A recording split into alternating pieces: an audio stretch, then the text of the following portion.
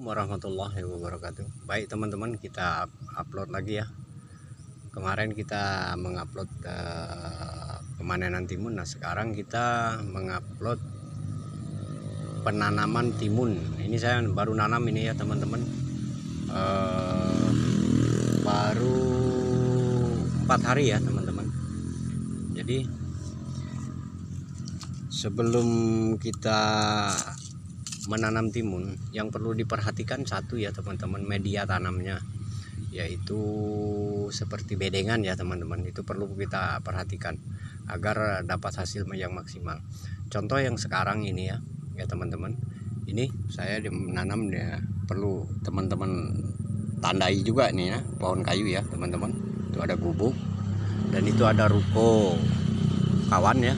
Nah, yang ini ada pula kayu ya. Nah, dari ujung sana itu sampai ke ujung jalan situ, itu teman-teman saya habis timun menanam itu 900 batang ya teman-teman. Nah perlu ditandai ya teman-teman, karena ini saya bikin video ini nanti sekaligus ya teman-teman, mulai dari cara pemupukan, penyemprotan, pemanenan, agar tidak ada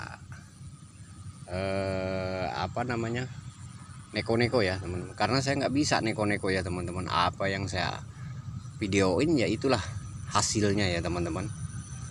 Nah nanti jadi mudah teman-teman kalau menandai ini.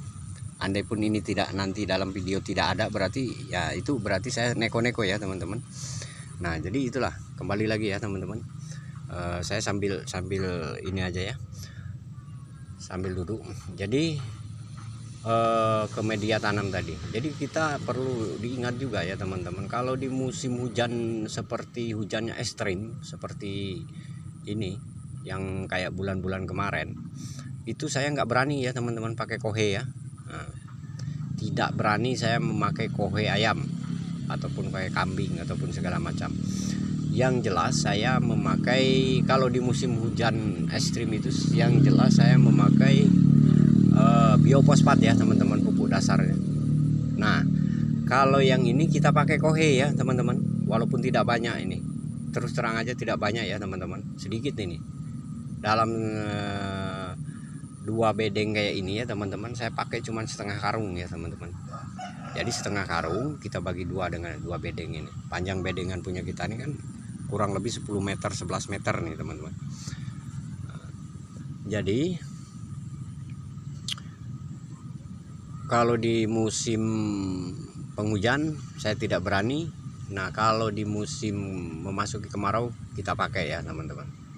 Nah, perlu juga diperhatiin cara pemasangan mulsanya juga ya teman-teman. Nah ini kita pakai mulsa 120. Ini bekas timun kemarin ya teman-teman. Ini bekas timun ya teman-teman, kemarin saya buka karena mulsanya masih bagus ya teman-teman, makanya ada sobek-sobek, itu kan bekas ini ya teman-teman, bekas lanjaran. Nah, jadi memakai 120 mulsanya. Jadi yang perlu teman-teman perhatiin dari sini teman-teman, ini kalau bisa 80 ya lebar bedengan ini ke sini. Nah, itu 80 ya teman-teman. Toh bisa juga teman-teman itu pakai 75 ya teman-teman, bedengannya, lebar bedengan.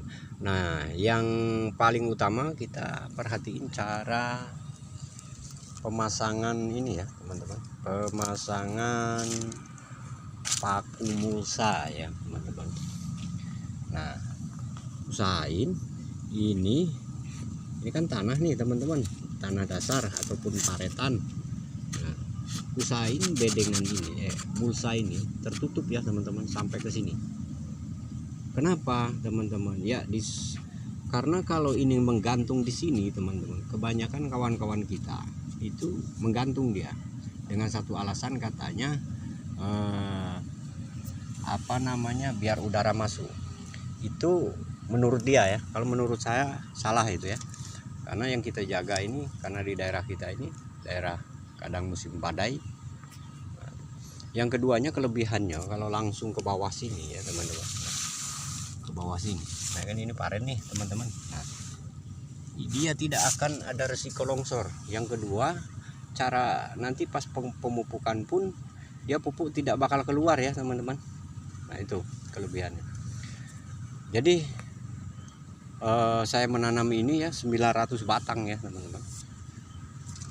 Nanti kita update. Nah bagi teman-teman yang baru masang mulsa ataupun baru nanam seperti saya, silahkan kalau mengikuti, silahkan nanti ditengok cara pemupukannya juga ya teman-teman. Kita ini begitu tanam nanti umur 10 hari kita pupuk ya teman-teman. Nah yang paling penting itu memang di cara aplikasi pemupukan ya teman-teman. Makanya bagi yang teman-teman baru seperti saya baru nanam ini ya, silahkan ikuti aja teman-teman. Insya Allah kita tidak neko-neko ya. Insya Allah nanti akan berhasil.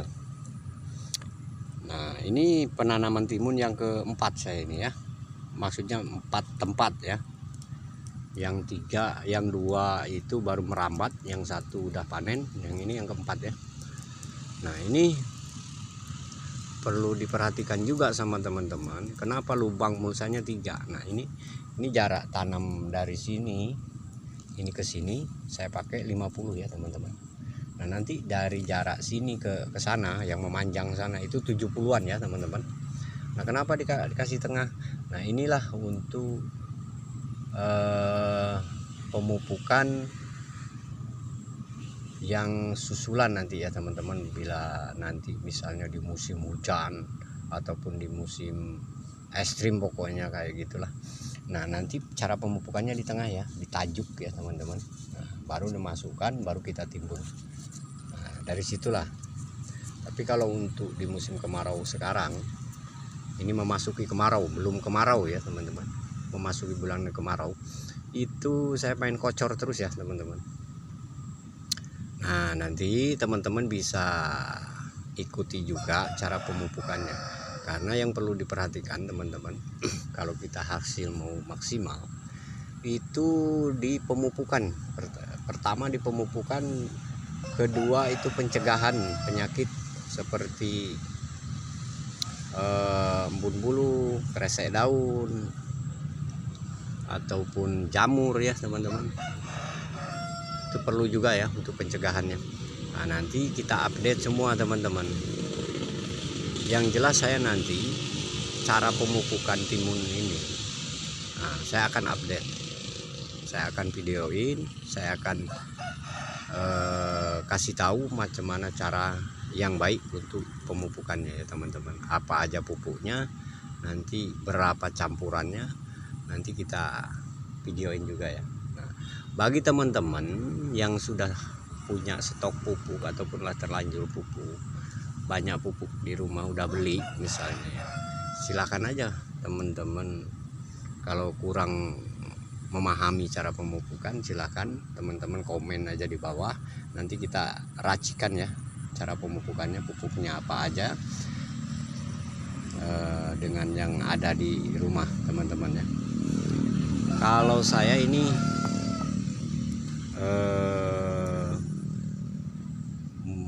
cara pemupukannya mungkin berbeda ya teman-teman. Saya banyak meracik pupuk tapi hasilnya insya Allah jos ya teman-teman. Nah itulah teman-teman yang bisa saya sampaikan. Bila teman-teman mau mengikuti silahkan, dan bila pun tidak masalah ya teman-teman, karena kita hanya ingin berbagi di sini, memberikan ilmu pengetahuan yang pernah saya praktekkan, yang beberapa kali dulu saya juga sempat jungkir balik juga gara-gara yaitu tadi, kadang salah cara pemupukan, salah cara penyemprotan. Nah disitulah. Tapi sekarang alhamdulillah, makanya saya berani membuat video ya untuk teman-teman. Bagi yang teman-teman masih serempak menanam, silahkan ikuti aja kapan saya mupuk.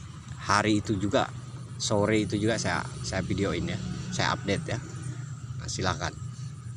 Jadi itulah teman-teman, saya menanam ini 900 batang.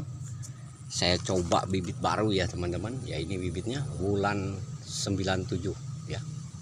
Bulan 97 panah merah ya.